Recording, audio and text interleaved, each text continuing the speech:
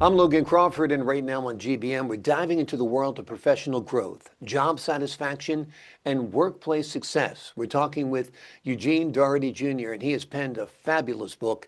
It is called Working for Companies, Insights and Stories for Professionals Who Want to Work in Industry. This must-read book uncovers what really goes on inside successful companies and how you can thrive within them. Packed with real-life stories, wisdom, and humor, it is a perfect guide for anyone looking to build a happy and productive career in industry. We're delighted to have this very talented author join us here today. We thank the team at Atticus Publishing for helping us put him on TV today. And we ask viewers like you to support authors like him by subscribing to our channel and by purchasing his amazing book. The links are below this interview. Eugene, thank you so much for joining me here today. Well, thank you for having me, Logan. It's a real pleasure. Talk to us a little bit about why you decided to share your story working for companies after a lifetime in industry. Yeah, thank you. Um, the reason I wrote this book is quite honestly, I didn't see another book like this. Mhm. And thinking back in 44 years that I've worked in industry, I realized there were a lot of things when I first started out leaving the academic world that I really didn't anticipate. Mm. Um, didn't anticipate the best way to get hired, the what would happen in a typical company, and how to make that company better and how to thrive in that company. There were a lot of things that I didn't know years ago, and I thought, well, write this for people who are primarily coming out of academics Mhm. and looking for a job for companies, or for people who are in the mid-career who have been working for one company, but for one reason or other, feel that it's time to switch jobs or switch companies. So Hmm. I thought this would be useful for those two groups. And so many people work for companies, but so many people just coming in don't know what to expect in companies. So I thought the stories and insights that I had would be helpful for people just starting out and people in mid-career. Absolutely. Your insights are fabulously helpful. Talk to us about one of the themes in your book that happy employees make better companies. Yeah. Um, I think one of the things that I found was uh, that uh, companies should adhere to uh, Dr. Deming's 14 principles.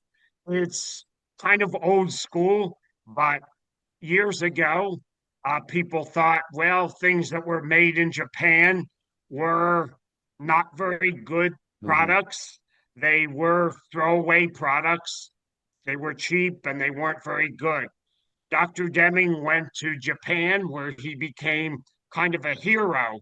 And he was a hero because he put together a quality program that Japanese industries embraced fully.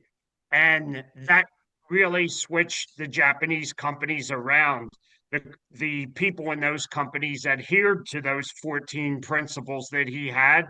And I think while it seems old school, most of this was done back in the 50s. It's still relevant today. And I think that those stemming 14 principles would be very good. And I remember seeing Dr. Deming at a conference when he was very old, but he was still very sharp and still Hmm. very good. And I think companies really can learn a lot about Dr. Deming's 14 principles.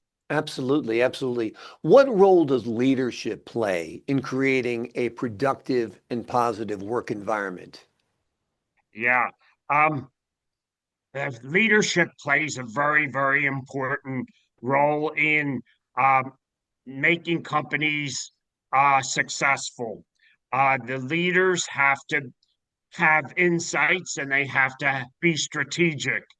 A good company, first of all, has to have a strategic to this strategy rather to determine what they should do and what they shouldn't do. Mhm. And that is probably the main thing that a leader can do. And then once the leaders have set the strategy for what their company should be focused on, the next thing they have to do is to work to make sure they have employees who are talented enough to realize that strategy, that they are happy in their jobs and that they are well compensated Mhm. and that they are also um, you know seeing the vision that those leaders have, and the leaders pr- promote people who are hopefully diverse, and then that way it will also allow them to realize the strategy not for a very small group but for a very large group. I feel very strongly that diversity is a very important role in a company, and that people of color uh, and can really help companies. And I think that's one thing that leaders can do: make companies more strategic, more diverse, and more focused on what their talented employees need to have. Absolutely. What's the Mhm. most important lesson do you feel you learned about teamwork over the years? Yeah. Really, it sounds kind of cliche, but team teamwork really does create dream work. That the way to make a new product or a new process or something successful, or even to work on an old product or an old project to make that successful, it requires a good group of team people. That Mhm. the team has to have, first of all, a leader. Sometimes that's the role of the product or project manager. Mhm. The project manager has to then make sure that the people on the team have the talents and have the background to make sure that uh, that whatever they're working on will be successful. They would Yeah. need to have someone who is technically talented. Typically, they would Mhm. need to have someone who is talented and understands business, someone in the marketing, and usually someone in sales to Mhm. try to make sure that that works. And sometimes there are specialists that are required, whether they're specialists from the business side or specialists from the technical side. Usually the teams don't need to be that big, but they do need to make sure that you have the right talents on that team and that they also are able to function and work together. That's an Mm. important thing. Sometimes you can have what looks like the good team, but if they're not working together, that doesn't work. Exactly. Talk to us Mhm. about inspiring innovation. How can managers inspire innovation without creating burnout? I think they can inspire innovation, first of all, by being strategic, by making it clear what the company is all about. And then innovative people come in. And I know Steve Jobs said, well, we hire in at Apple people that are very, very talented, and then we try to tell them what to do. That's not what you want to do. You want Right. to bring people in, and and part of what you want is to have people that really are creative from the get-go. Mm. And then instead of telling them what to do, you allow them the freedom to decide what it is that they need to do. And then the creativity and innovative spirit will come about by giving them the freedom to do what they want to do, and by directing only the strategy, but Mm. not directing the people. Yeah. It's extremely hard to change a culture at an organization, isn't it? it is difficult to change a culture, but it can be done. I've seen it done in my own case. That companies often, you know, intend to hire people for a long time, and also what happens is uh, the typical uh, thing that a leader will do, even if they're a good leader, is that they tend to hire people very much like themselves. Hmm. So they have to that that kind of keeps a culture going.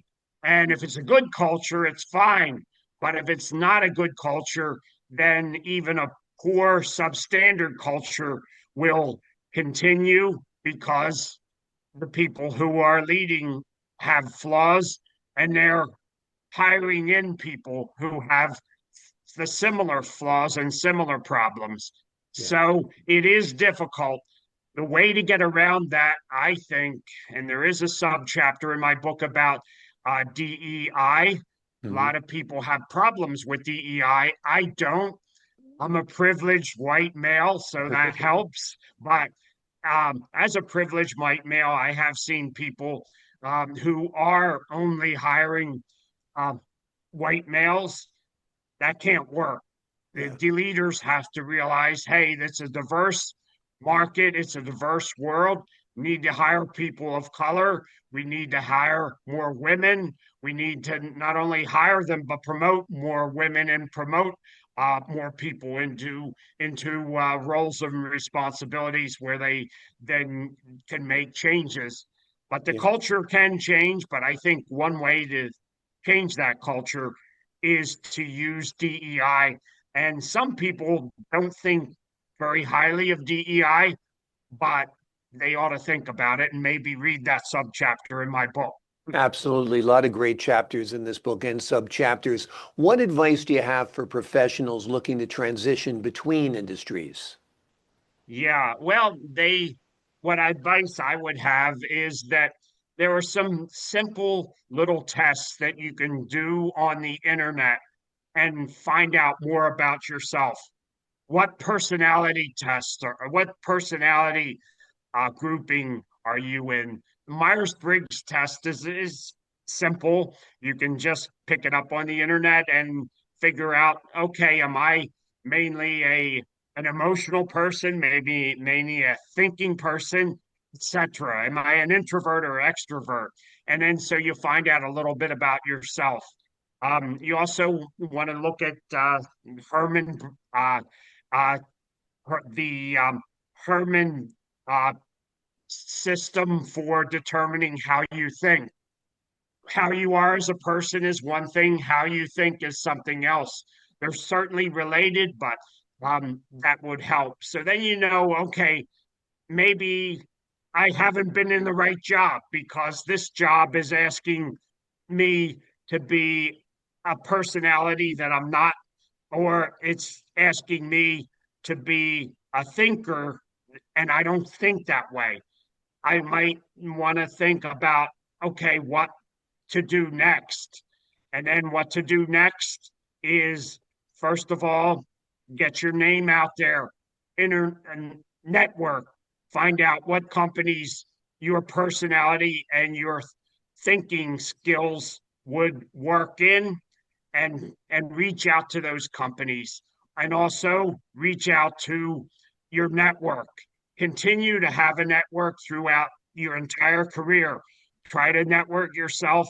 What works, what doesn't work. You may be shy, so it may be difficult for you to do that, but in the end, you're going to be happy that you did reach out. And networking is really the way to do it.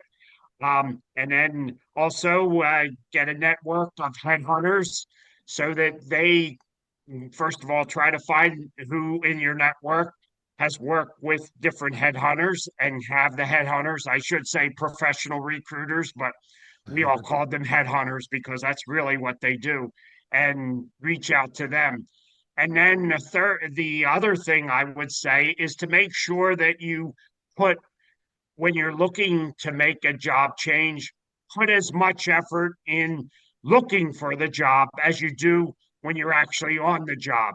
treat that as a full-time job, and then you'll get into a much better situation. Absolutely. Looking for work is a full-time job, no doubt, even if you're currently employed. That is great advice. Lots and lots of great advice within the pages of this book, folks. It is called Working for Companies, Insights and Stories for Professionals Who Want to Work in Industry. It is a must-read for anyone who wants to truly understand what it really takes to thrive in the professional world. Eugene, thank you so much for joining us here today. Yeah, just one final thing. I Sure. actually don't have too much advice. Uh, You're right, there is advice there, but it's mainly stories and insights. And mm. those stories and insights have value. And then that leads to what I suggest. So I have more suggestions based on stories and insights. And the stories and insights that I collected over 44 years, I think a lot of other people would have similar stories and insights, and you know, they will enjoy some of my stories and insights and think, God, I had a situation like that. And some are good, some are bad, some indicate some dishonesty in companies. So those are watch outs for people. It's got the good, got the bad, it's got the ugly, as Clint Eastwood is famous for saying, no doubt. Yeah, Wonderful. exactly. Wonderful. Eugene, I appreciate your time today. To the folks at home, I'm Logan Crawford for the Global Book Network. So long for now.